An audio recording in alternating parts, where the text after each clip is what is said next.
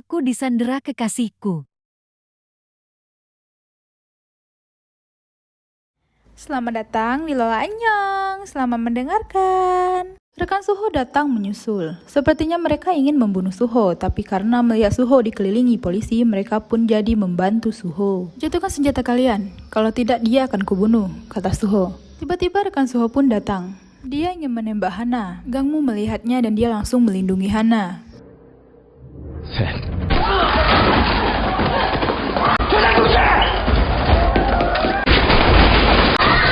Semua siswi ketakutan dan mereka berlari. Keadaan di sana pun menjadi kacau.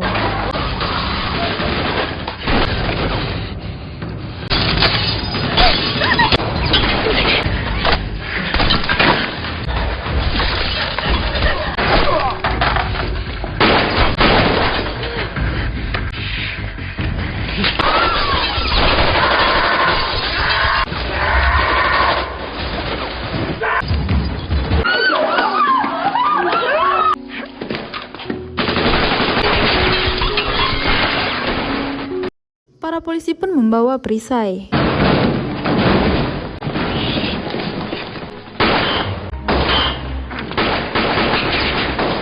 Peluru Suho dan teman-temannya hampir habis.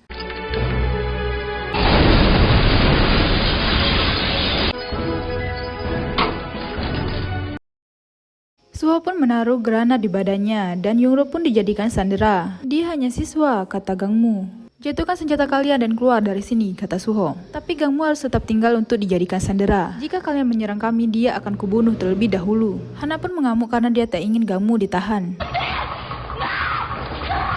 Semua polisi pun keluar dan berjaga di luar. Semua orang yang ada di dalam asrama dijadikan sandera. Semua saluran telepon pun dimatikan. Suho menanyakan kepada rekannya bagaimana dengan Profesor Han. Profesor Han sudah aman dan dia sudah dibawa oleh rekan yang lain. Kita akan keluar dari sini sebelum jam 10 malam, kata Suho. Hana memberitahu Pak An bahwa Gangmu disandera bersama dengan para siswa di asrama Hosu. Manta-manta atau disebut dengan Sungai Taedong 1 mengancam mereka dengan granat. Mereka butuh bantuan. Pak An kebingungan jika ketua Canggu tahu bahwa dia mengirim pasukan, dia pasti akan kena marah. Dia pun menelpon istrinya yang sedang membuatkan baju untuk Nyonya Hong, istrinya ketua Canggu. Dia memberitahukan bahwa di asrama Hosu mata-mata menyandra siswi di sana. Nyonya Hong yang penasaran mendengar dari telepon yang lain. Dan tiba-tiba istrinya Pak An teringat kata peramal bahwa nasib ketua Canggu tergantung 13 perawan muda. Jadi Canggu ditakdirkan menjadi raja. Istrinya langsung memberitahukan kepada Pak An bahwa Canggu bisa saja menjadi presiden dan bukan Tae-il. Bagaimana kau tahu, kata Pak An. Ceritanya panjang dan jangan buat Canggu marah, kata istrinya. Pak An menjelaskan bahwa Gangmu pergi menangkapnya tanpa seizinku. Ya, tentu saja, kata istrinya. Gangmu kan tidak pernah mendengar ucapanmu. Di sisi lain, Guangte dan Byongtae diikat dengan mata tertutup dan dijepit dengan granat. Jika mereka bergerak, itu akan meledak.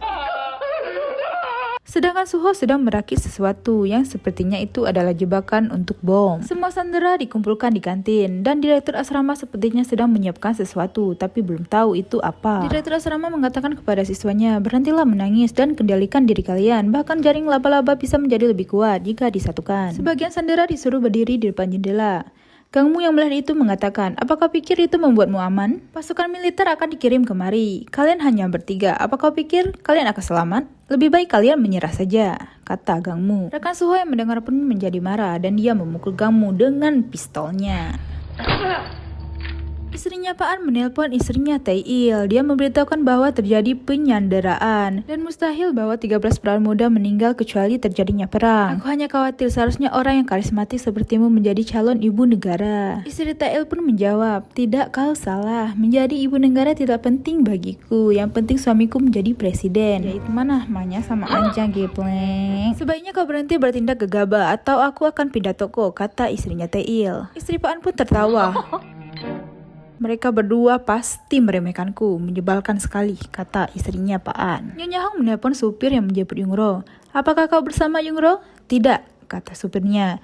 Dia pasti masih di dalam asrama. Nyonya Hong yang mendengar itu pun tersenyum senang. Hana yang sedang menyusun strategi bersama rekannya dan mereka pun menyadap seluruh gedung asrama. Canggu sedang menelpon si kakek dan si kakek memberitahukan bahwa pemimpin tim utara Sungai Taedong 1 sudah meninggalkan pelabuhan bersama Profesor Han. Canggu mengatakan begitu dia tiba di utara, kapal mereka akan membawa uang 100 juta dolar dan akan bertemu dengan anak buahmu dengan kode Whiskey November 2023141. Si kakek mengatakan mengatakan, kami akan membuat Profesor Han mengungkap secara resmi bahwa partai oposisi mencalonkan diri sebagai presiden dengan dana pemimpin kami. Padahal selatan menjaga utara seolah-olah itu terjadi. Canggu mengatakan, sisanya akan dikirim setelah kau mengadakan konferensi pers. Setelah pemilihan selesai, kunjungilah aku, kata si kakek. Tae-il mengatakan, jika Profesor Han sudah muncul di TV Korea, permainan berakhir. Pak An pun tiba-tiba masuk dan melaporkan kejadian bahwa mata-mata menyandera siswa di asrama Osu. Lee Gang-mu tidak mematuhi perintah langsungmu dan dia menyerbu asrama dengan pasukan militer. Kau yakin mereka mata-mata, kata Tae-il. Mereka ingin menangkap Sungai Taedong 1. Menurut sadapan pesan radio, iya, kata Pak An. Mereka adalah mata-mata. Tae-il pun keceplosan, mengatakan bukannya Taedong 1 baru saja meninggalkan pelabuhan. Pak An pun heran mendengarnya. Jadi siswa disandera, kata Canggu. Untuk apa kau terus bertanya? Bagaimana jika artikel diliris mengatakan mata-mata utara menyandra siswa? Kita telah merencanakan semua. Jika tersebar semua akan sia-sia. Kita harus menjadi sorotan, kata Tae-il. Kita tidak bisa menekan mereka paksa. Dan jika para siswa tewas, kau mau bertanggung jawab, kata Canggu. Konferensi Profesor Han harus diadakan terlebih dahulu. Kau selalu berleha-leha. Jika semua ini gagal, itu semua salahmu, kata Tae-il. Tae-il ini dari tadi marah-marah terus, kasihan deh lihat Canggu. Canggu pun menelpon istrinya dan menanyakan keberadaan Yungro. Tapi istrinya pura-pura menangis dan dia pura-pura khawatir terhadap Yungro.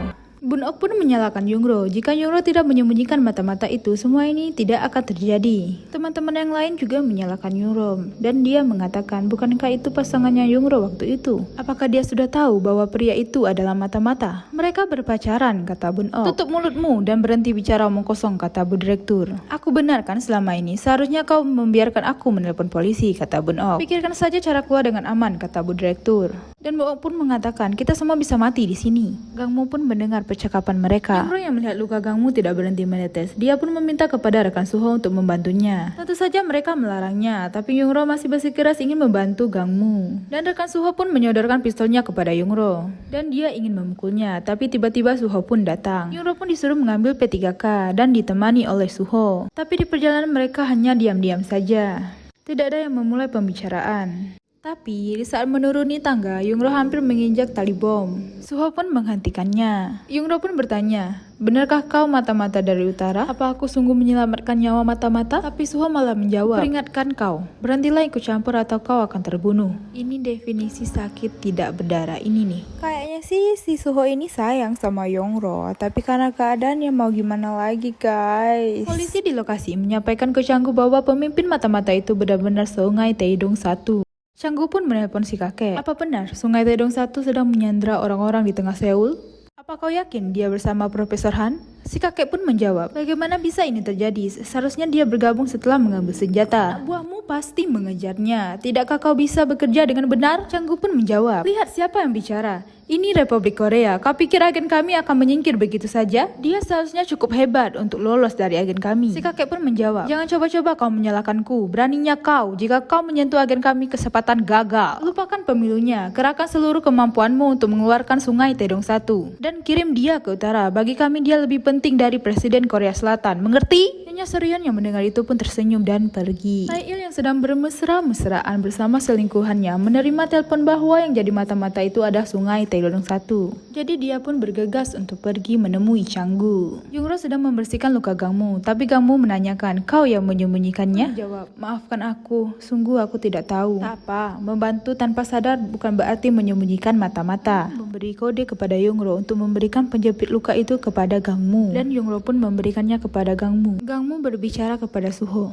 Akhirnya kita pun bertemu Sungai Taedong 1. Aku sudah mencarimu ke Berlin, ke Munich, Frankfurt, Warszawa untuk menangkapmu. Kau veteran, kehilangan part Gumchol tak cukup bagimu. Kau ingin kehilangan sisanya saat berjuang dalam pertarungan yang pasti kalah. Aku benar-benar ingin sekali membunuhmu. Tapi Suho hanya tersenyum mendengar perkataan Gang Mo. Canggu pun menelpon Pak An untuk mengatakan bahwa mereka tidak boleh membunuh mata-mata. Pak An pun mengambil alih kasus itu dan memberitahukan kepada rekannya bahwa jangan sampai artikel menulis apapun yang berkaitan dengan kasus ini. Prioritaskan utama selamatkan putri direktur yaitu Eun Yungro. Pak An ingin berdiskusi dengan Suho dengan menggunakan megafon. Dia yang bertanggung jawab atas TKP ini. Jika kalian menjamin keselamatan Sandera, aku akan menjamin keselamatan kalian. Telepon di depan asrama agar kita bisa berdiskusi, kata Pak An. Jo bertugas untuk melindungi Suho dari atas. Suho pun pergi dengan membawa Haeryong dan menemui Gwangtae dan Byungtae. Gwangtae yang sedang kebelet pipis, Byungtae menyarankan bagaimana jika kau pipis sedikit demi sedikit atau mengompol saja. Tak apa, ini tidak memalukan, ini adalah keadaan terdesak. Suho membuka ikatan talinya dan menarik Gwangtae. Tidak, jangan, ada granat, kata mereka berdua. Mereka berdua pun jatuh dan Gwangtae pun mengencingi Byungtae. Bau amis dong. Mereka membuka penutup mata, mereka pun kaget karena ada Haeryong di sana. Dan Haeryong disuruh pergi ke depan. Gwangtae disuruh mengambil telepon, tapi jika kau macam-macam, pacarmu akan mati. Haeryong yang kaget disodorkan pistol langsung mengatakan kepada Gwangtae, aku mencintaimu. Suho tidak tahu bahwa mereka berdua tidak punya hubungan apa-apa lagi. Gwangtae pun keluar, Suho menunggu di belakang pintu. Hana yang melihat itu, dia ingin menembak Suho, tapi rekannya melihat itu dan menghentikannya. Dan peluru pun meleset ke arah lain. Rekan Suho Jo yang melihat itu langsung menembak ke arah Pak An. Pak An memberikan perintah untuk melarang membalas tembakan. Suho pun membawa kembali Gwangtae beserta teleponnya. Pak An pun marah kepada Hana. Apa kau ingin mati? Aku tahu kau putus asa. Apa kau sudah gila? Hana pun menjawab, aku tahu kau sama sekali tidak peduli dengan gangmu. Itu adalah kesempatan kita untuk menembaknya. Begitu dia ditembak, dua lainnya akan... Bagaimana jika dua lainnya membunuh Sandera? Dan putri Tuan Canggu pun meninggal. Apa yang akan kau lakukan? Kata Pak An. Tuan Canggu pun datang dan memarahi Pak An. Apa kau yang menembak? Tidak, kata Pak Han. Hana orangnya, dia ingin mengeluarkan gangmu. Tuan Canggu pun marah. Kau tahu kan, agen kita harus mengutamakan nyawa rakyat di atas nyawa rekan-rekan kita. Hana, kau dilarang masuk ke TKP ini. Tiba-tiba TL pun datang. Apa kau akan mengurusnya sendiri tanpa memberitahuku? Bedebah itu seharusnya sudah ada di Laut Barat sekarang. Di sisi lain, Gangmu sedang mencoba untuk melepaskan diri. Tapi Yungro yang melihat itu berpura-pura sakit perut. Tapi di saat Gangmu mau menerkam rekannya Suho, Engchol, tapi rekan Suho yang lain, Jo, datang membawa Haeryong, Gwangtae, dan Byungtae yang sudah berganti pakaian dengan piyama wanita.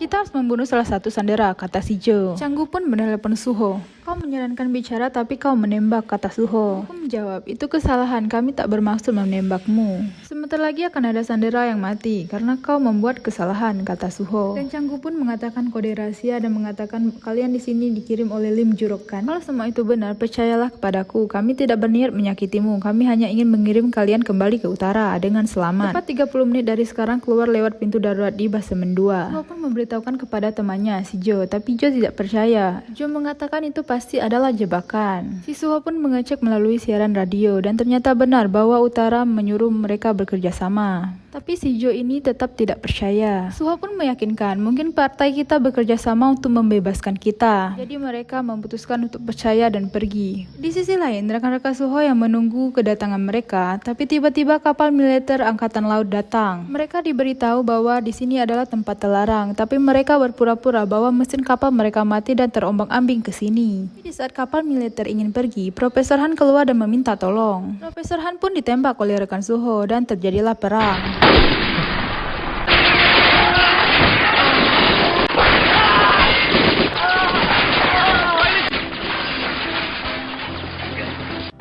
Suho mendengar lagu sambil memandang Yungro untuk terakhir kalinya.